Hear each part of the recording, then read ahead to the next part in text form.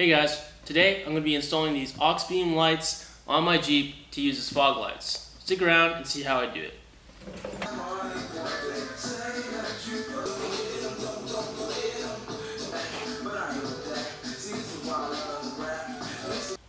Alright, so the first step of this install is going to be removing my bumper. In taking off the front bumper is removing my flat link. This is my Factor 55. It has some really good stuff. And this, of course, is my Smittybilt winch. If you guys are wondering what kind of winch I run, this is a 9.5K winch. I'm going to remove this flat link, and then I'll remove the bolts from the bumper. So now is the part of the video where I switch to my GoPro camera and start the install. So let me get to it, and I'll check in with you guys on that camera over there a little bit later.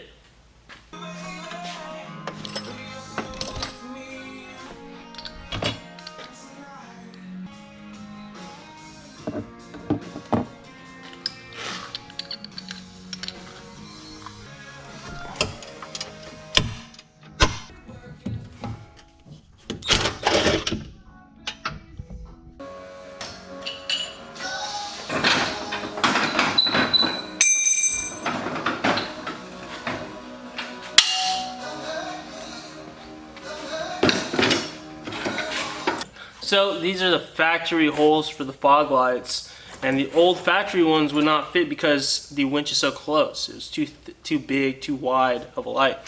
Now this will fit in there. I just had to do a little bit of trimming to it, which I don't have a problem because for obvious reasons. This bumper's already been cut up and stuff. I'm just gonna mark out where I need to cut exactly for this to fit in there. Cut a little bit off this edge right here. And this part needs to be cut out completely because the wiring harness is connected to that area. So I'm going to cut out that. Cool.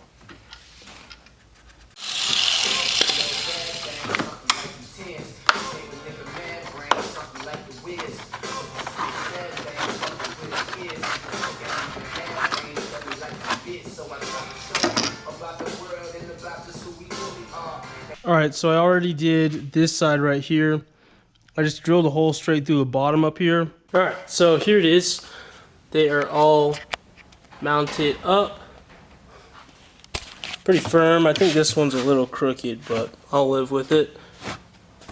I just wired it into the factory wiring harness here for the fog lights. So no crazy wiring. Let's go ahead and flick them on and see how they look.